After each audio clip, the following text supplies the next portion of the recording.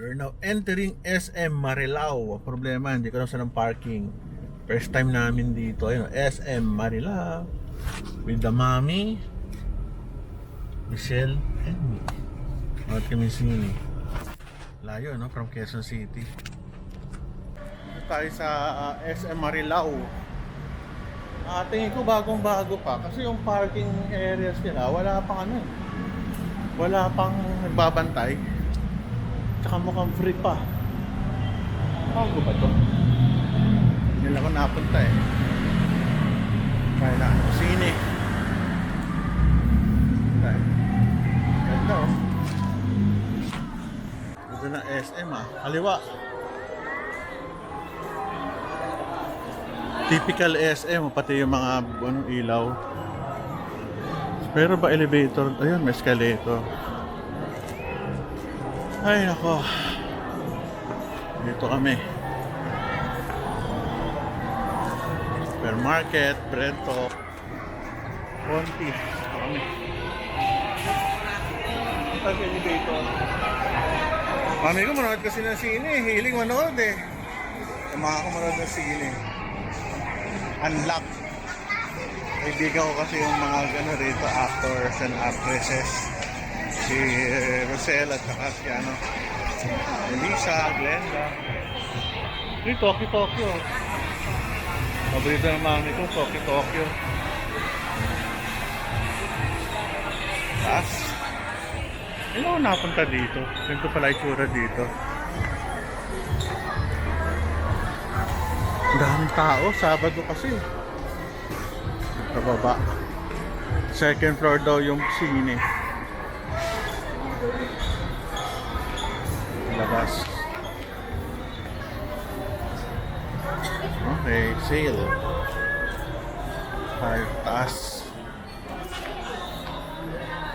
Pansin ko lang, mainit siya eh. Purat SM. O maraming tao. Haba ng pila oh.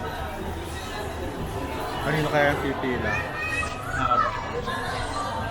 Normal ano lang, normal SM, Robert Dem, Bench Boy, Jug. Ito kainan, Mumu. Kaso mami ko, favorite na yung ano eh. Tokyo. Kami kakain mamaya. Kuya J, ito sarap din.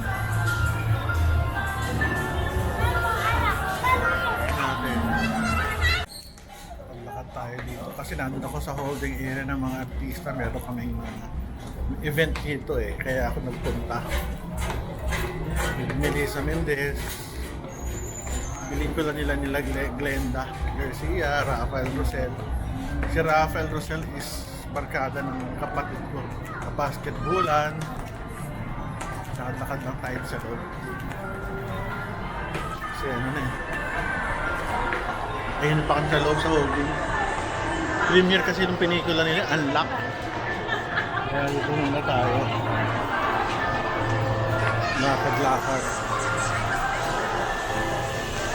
Momo.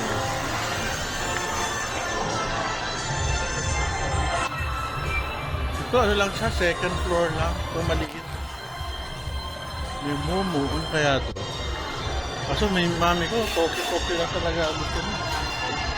Bench body. Pande Manila, peri-peri. Masarap peri-peri. Daming tao dito. Parang bago.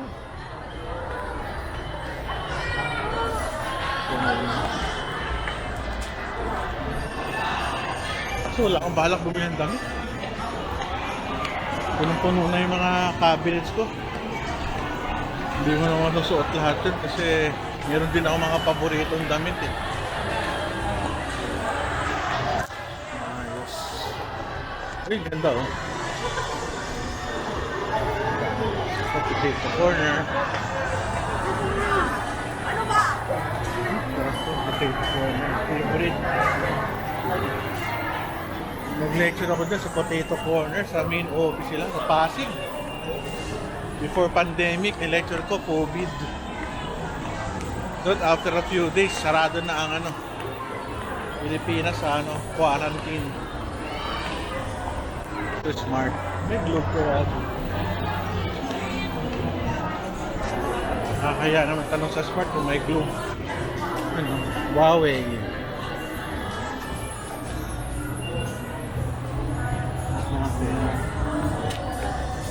Ito niya, bench body,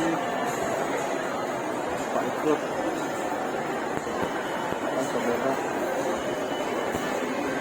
Peri-peri, Pande Manila. Tuwa naman sila oh. Meron silang sa ano, mga galaw-galaw. Tuwa. Playpedia. Habang ng tila sa pinihan oh. Si Alden. Gusto nyo dito oh. Playpedia. Meron kayo sasakyan. Galing. 100 per person. May pambarilan.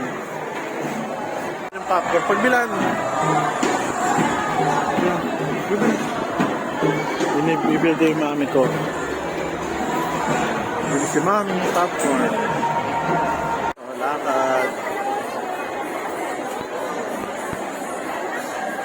KFC, Mac, ilaw-ilaw, pasyal-pasyal nanay ko ito. Nakaano siya.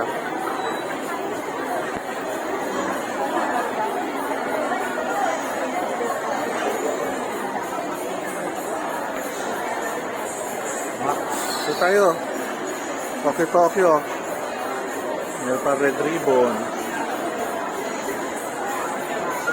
Daming tao, gabi din. Meron Wendy's, Dairy Queen, Mart, Celine, yung unang pa oh. 360. Tokyo. Gusto kami kumain sa Tokyo. Kaya galing kami dyan sa Contis. Hindi na rin kami. Masarap yung amin kain sa Tokyo. Enjoy naman. Enjoy dito. Maganda.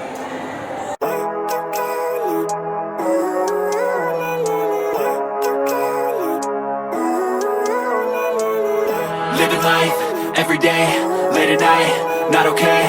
All I want, and I pray, all I need are some better days. Fuck me, I'm looking in the mirror, so foggy, but I've never seen clearer. I don't really think anyone can save me, and honestly I'm not really sure I want saving. I like to be my own worst enemy. There's no risk if you don't try at anything, so I'ma just keep buying everything. See you in the next life, hope to be a better me. I don't think that my head's on straight, gotta flip it and grip it and go and get an x-ray. What's wrong with me? I just feel weight pushing on my chest and it squeezes till I suffocate. Better change my mindset, meditate. It's pretty cool that I'm alive and have better days. I could walk, see, hear, I should celebrate. Think I could change my mind, maybe elevate. Living life, everyday, late at night, not okay. All I want, and I pray, all I need